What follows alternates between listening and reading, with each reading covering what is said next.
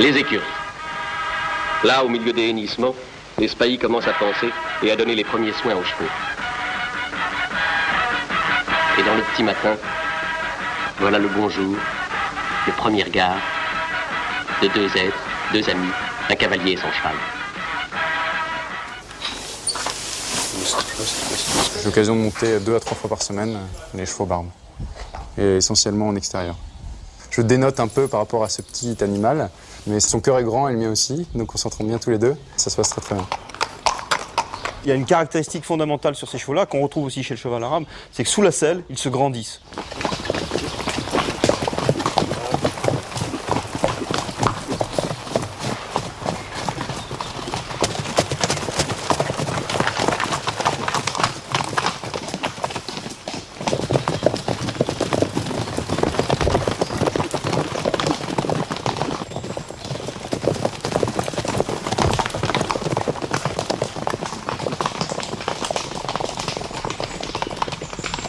À la section équestre des écoles de Coët-Quidan, les chevaux barbes sont à l'honneur. Clin d'œil à l'histoire, reconnaissance ou tout simplement indéfectible alliance scellée entre la cavalerie française et l'Afrique du Nord. Celui-ci il est particulièrement remarquable par sa robe. On pourrait presque dire qu'il est rose. Ça fait partie de certaines caractéristiques de robe sur les chevaux arabes, sur les chevaux barbes. Il est subalbinos, il est vraiment rose, à la limite même étonnant pour un cheval d'Afrique du Nord, puisqu'il aurait quelquefois des difficultés à supporter le soleil. Et il a tout le corps tapissé de ces poils de couleurs différentes.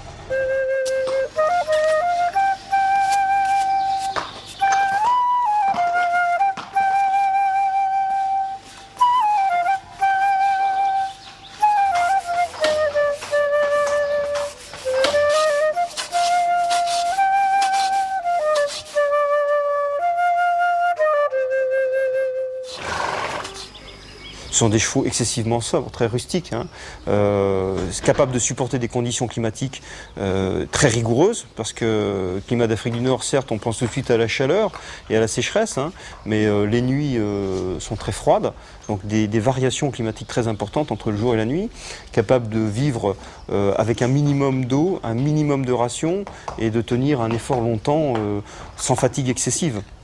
Ce sont des chevaux particulièrement indiqués pour la remonte à l'époque de la cavalerie française en Afrique du Nord. Le cheval d'Afrique du Nord d'aujourd'hui, puisque le barbe, c'est le cheval des berbères, c'est-à-dire le cheval des barbares. Bon. C'est par déformation linguistique que le mot berbère est devenu barbe en ce qui concerne en tout cas les quadrupèdes. Celui qu'on trouve actuellement en Afrique du Nord, et tout spécialement au cœur du berceau de la race, c'est-à-dire l'Algérie, c'est le même cheval que celui qu'on trouvait, voici 2000 ans, et un peu plus de 2000 ans d'ailleurs, utilisé par les cavaleries numides. Et les chevaux que Hannibal a utilisés lorsqu'il a contourné l'Afrique du Nord, toute la Méditerranée, via l'Espagne, le sud de la France, pour aller occuper la ville de Rome, enfin s'arrêter dans Rome, bien sûr. Il l'a fait, l'histoire est bien célèbre, avec des éléphants, mais il l'a fait aussi avec des cavaleries nombreuses. Et ces cavaleries-là, des cavaleries numides, étaient remontées en chevaux d'Afrique du Nord. Le berceau de la race est resté assez compact, assez géographiquement limité. C'est quand même, et encore et toujours, pour 90% des spécimens de la race, l'unique lieu d'élevage et de naissance et de développement. الجور السواقي والودان القرى المدن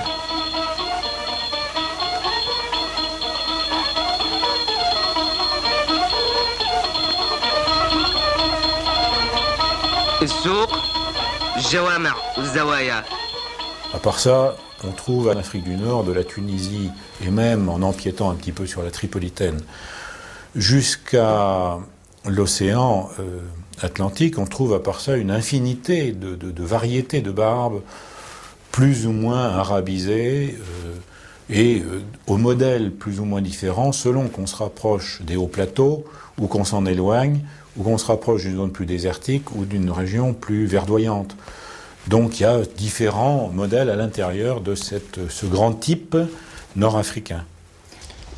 Bien. Alors ça c'est Adjib. Adjib, il a 8 ans, un cheval de 8 ans. Alors il est assez caractéristique lui du modèle du cheval barbe. On va commencer par la tête. Une tête assez épaisse, les ganaches chargées, le front relativement convexe, un toupet très garni, épais, robe grise assez caractéristique des chevaux barbes, une encolure courte, épaisse, quelquefois un petit peu orientée à l'envers, un dos court, très fort, un rein court aussi, une croupe qui part légèrement en oblique, même assez accentuée, et inscrite dans un carré, avec une capacité à propulser assez forte. Ce rein court, ce dos fort, vraiment utile dans la cavalerie d'autrefois, des chevaux qui étaient capables de porter très longtemps et de porter très lourd. Le poids d'un cavalier avec son matériel, son harnachement et ses munitions et de quoi vivre pendant plusieurs jours. Un cheval assez droit dans ses articulations, des articulations larges, un sabot fait avec une corne noire, des talons hauts, un système pileux assez développé là aussi, vous voyez, des fanons très épais, des membres courts dans toutes leurs parties. Un cheval près de terre dans son ensemble.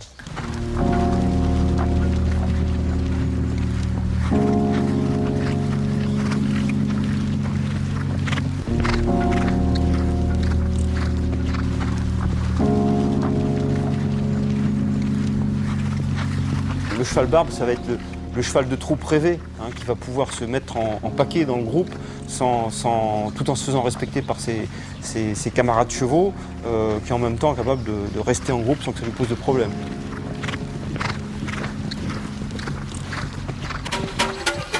En Afrique du Nord, mais aussi embarqué loin du ciel et du soleil qui l'ont vu naître, le cheval barbe, infatigable, sera sous la selle des spahis et des chasseurs d'Afrique de toutes les expéditions, de toutes les batailles livrées par la France.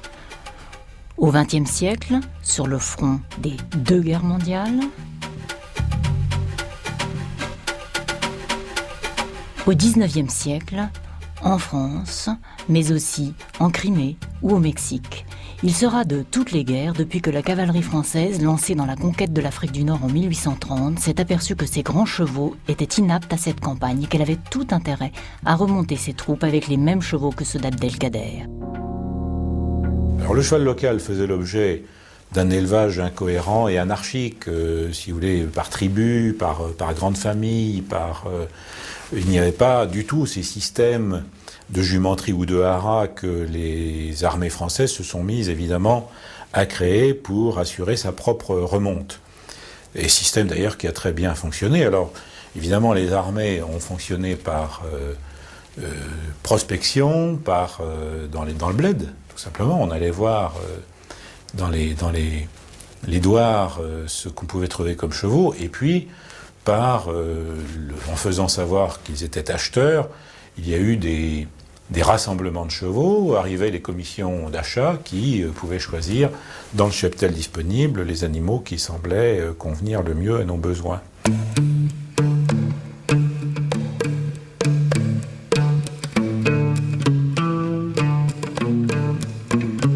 Dès la seconde moitié du XIXe siècle, l'armée française a jeté les bases d'un système de production des chevaux de guerre. Jusqu'en 1946, le service des remontes militaires, placé sous la tutelle du ministre de la Guerre, sera à l'Algérie ce que l'administration des haras est à la métropole. Cette organisation spéciale à l'Afrique du Nord permettra une adéquation entre les besoins des troupes à cheval et les produits de l'élevage. Pour organiser, améliorer la production chevaline, on va sélectionner, acheter des étalons auprès des éleveurs des hauts plateaux et des régions prédésertiques, dans les tribus où les races sont restées au plus près de leurs origines. On créera de véritables haras militaires, ce seront les fameux établissements hippiques d'Afrique du Nord.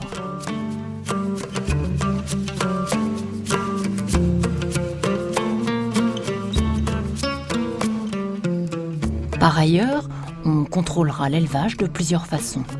Les soins seront apportés gratuitement aux chevaux des éleveurs locaux grâce à l'intervention des services vétérinaires militaires.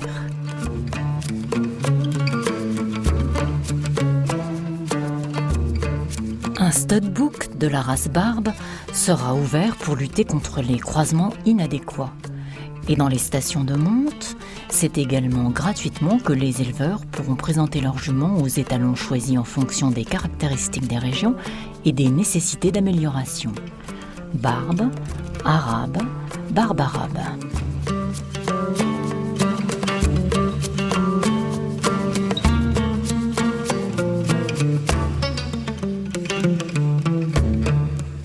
Alors là, on a ces deux chevaux, un cheval barbe arabe, un cheval arabe pur sang. Les caractéristiques de rusticité, de solidité, de santé sont globalement les mêmes. Qu'est-ce qui va les distinguer? Au niveau physique, il y a une élégance qu'on va retrouver chez le cheval arabe, qu'on ne va pas forcément trouver dans le cheval barbe.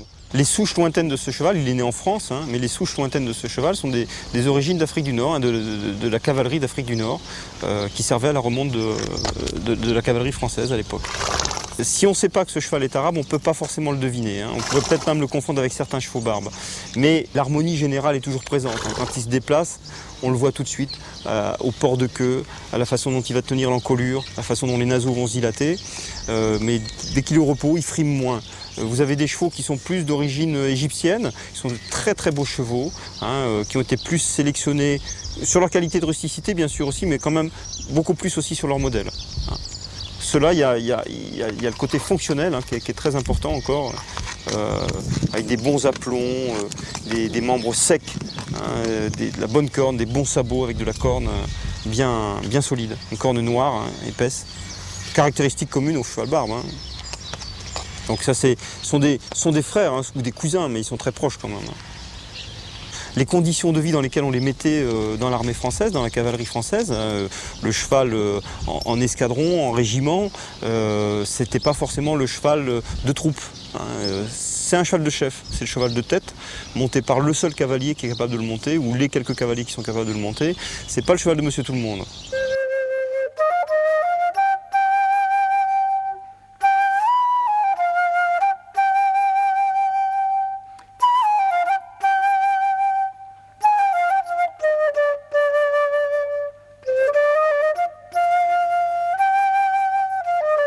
Pour procurer au haras des étalons barbes et arabes de pure race, on ouvrira des jumenteries.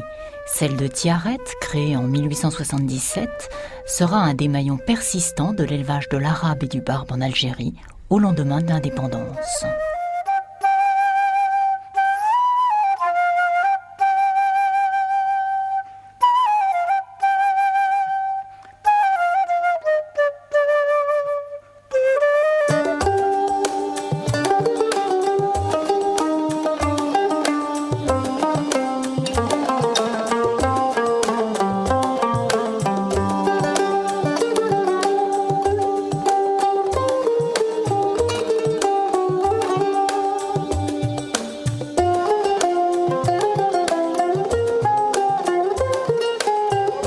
Sur ces hauts plateaux du sud-ouest du pays, le domaine de plus de 2000 hectares s'enrichira d'année en année grâce à l'apport de marne, de chaux et de phosphate, prairies de choix destinées à forger les meilleures ossatures.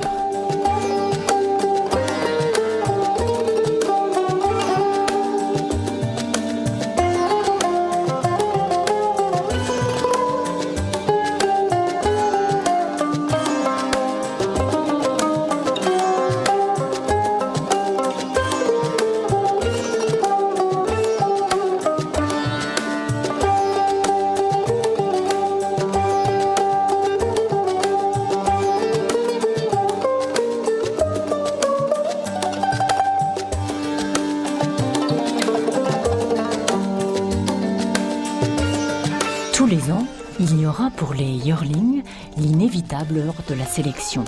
Ceux qui ne seront pas retenus comme producteurs iront rejoindre les rangs de la cavalerie qui, selon la tradition, les gardera entiers. Seuls les chevaux destinés à l'infanterie seront castrés. Après les foulées des premières rivalités naturelles, viendront les affres du dressage, le temps des reprises en carrière et celui plus ludique des obstacles.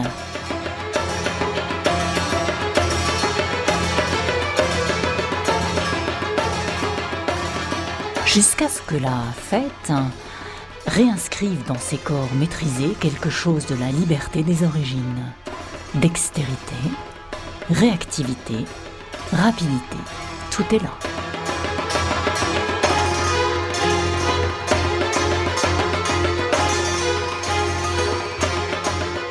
Il restait des cavaliers montés à cheval dans les escadrons qui existaient encore, les escadrons de tradition qui existaient encore dans les années 46-54, si vous voulez.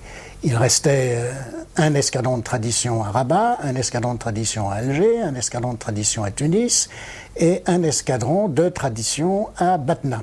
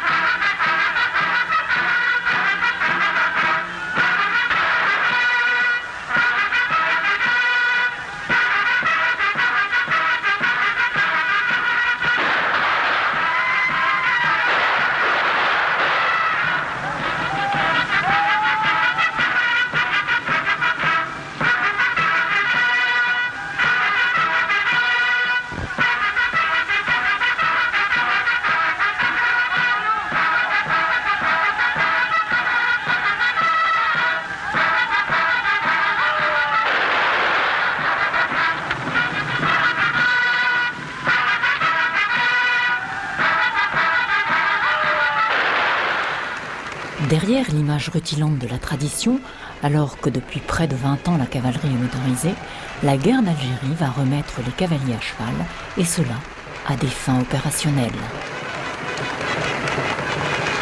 Former une cavalerie, remettre en selle une cavalerie et l'utiliser au plan militaire, c'est toute une affaire. Et le premier régiment qui a été formé en 1956 a été formé avec en particulier un escadron qui venait du 5e GESA, du 7e de Senlis, qui était parti en Tunisie et que de Tunisie, cet escadron, on l'a fait revenir en Algérie. Voilà. Ceci pour disposer de personnel formé, car pour former de nouveaux escadrons, il fallait trouver des cadres déjà instruits. C'est une chose que de savoir monter à cheval, et c'est autre chose de savoir faire la guerre à cheval. Ce sont toutes sortes de pratiques, de techniques à avoir, de réflexes à avoir, d'entraînement, d'habitudes, qui ne viennent pas comme ça. C'est bien que ces unités ont mis un certain temps avant d'être rentables au strict plan militaire. La cavalerie, c'est une infanterie légère mise à cheval. Une infanterie légère n'est pas très armée, parce qu'il faut tout porter. Ce n'est pas des unités, il ne s'agit pas d'unités d'assaut comme la Légion, des parachutistes, des commandos, qui arrivent en hélicoptère et qui peuvent avoir de l'armement lourd. Nous n'avons que de l'armement léger.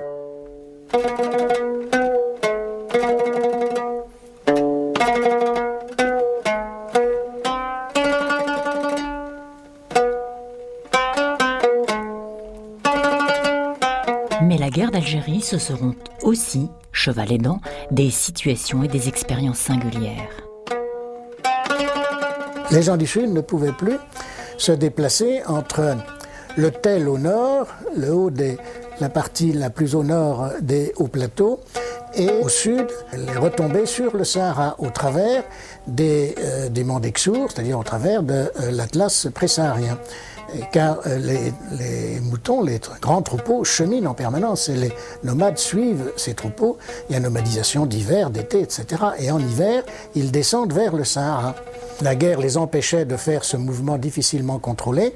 Puisqu'il y avait un régiment de Spey monté en Sud-Oranais, Alger a accordé à une tribu de faire une expérience d'Achaba. Il fallait être un lieutenant d'actif célibataire, enfin, etc. J'ai été désigné. Nous étions installés dans un petit poste au bord du Sahara et nous avions 5000 et quelques nomades qui étaient là avec leurs troupeaux et nous les surveillions à cheval. C'était une surveillance en même temps qu'une protection.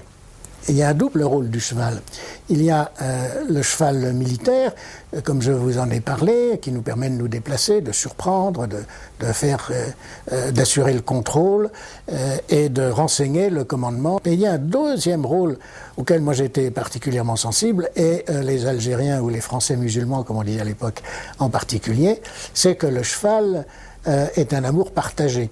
Donc quand nous étions au milieu des tribus, les nomades venaient nous voir, nous parlions de nos chevaux, nous parlions de leurs chevaux, puis de proche en proche, nous avions des conversations sur leurs troupeaux, leurs problèmes de nomadisme, sur leurs troupeaux de chameaux, sur la vie des animaux, des choses qui sont essentielles pour eux, et nous partagions beaucoup plus que peut-être d'autres unités. À la fin de la guerre, la majorité des chevaux barbes de l'armée ira dans les clubs civils en France. Restera cependant une longue attente pour une reconnaissance réelle de la race. Je vous présente El Wassal, un cheval barbe. Son père vient de la jumenterie de Tiaret, en Algérie. Cette race-là, un petit peu développée en France, va amener des chevaux avec un petit peu de cadre, tout en gardant une légèreté dans ses allures, qui n'est pas négligeable, et qui sont assez polyvalents. On peut très bien varier beaucoup de choses dans son travail, monter ou à l'attelage aussi, qui donne beaucoup de satisfaction au travail.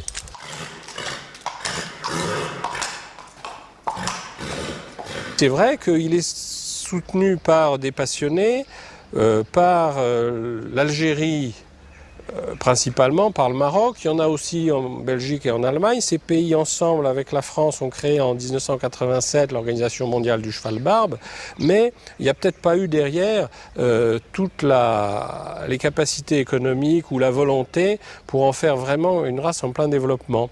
Et là, souffrant aussi de la comparaison avec l'arabe peut-être, qui en France a connu un vrai boom depuis une quinzaine d'années, était un petit peu marginalisé. Et quand on les connaît, c'est vraiment dommage, parce qu'ils ont des qualités de rusticité, de docilité tout en ayant du sang, d'endurance et on peut dire aussi de confort à monter. Tous ces critères d'utilisation qui ne sont pas vraiment pris en compte par rapport à ce qu'on connaît en général dans la sélection du cheval. Alors, notre rôle au Haras nationaux, c'est d'essayer de donner satisfaction à tous les types de clientèle. Quand je dis clientèle, je parle des éleveurs de chevaux. Et c'est vrai qu'on a des étalons de course, des étalons de sport, des étalons de trait, des étalons de poney, mais on n'avait rien vraiment pour tous les utilisateurs de chevaux pour le loisir, l'endurance, la randonnée, qui veulent des chevaux pas trop grands, pas trop lourds, très faciles de caractère et qui peuvent marcher longtemps. Donc on avait pas mal de possibilités, mais le barbe, c'était d'une part un cheval réellement polyvalent, et puis c'était aussi, dans le cas présent, un fils de Wassal qui avait quand même marqué par son passage, puisque c'est grâce à lui que la race a été reconnue en France, même si c'est surtout les passionnés du barbe qui y sont arrivés. Et puis, historiquement, le pin, c'est le haras créé sur décision de Louis XIV à la fin de son règne. Et à l'époque, le cheval le plus réputé comme cheval de guerre était justement le barbe. Donc on retrouve un peu sur le pin, qui est lié à l'image de Louis XIV, à l'image des architectes travaillant avec ceux de Versailles, ou du jardinier travaillant aussi avec ceux de Versailles, une certaine filiation historique.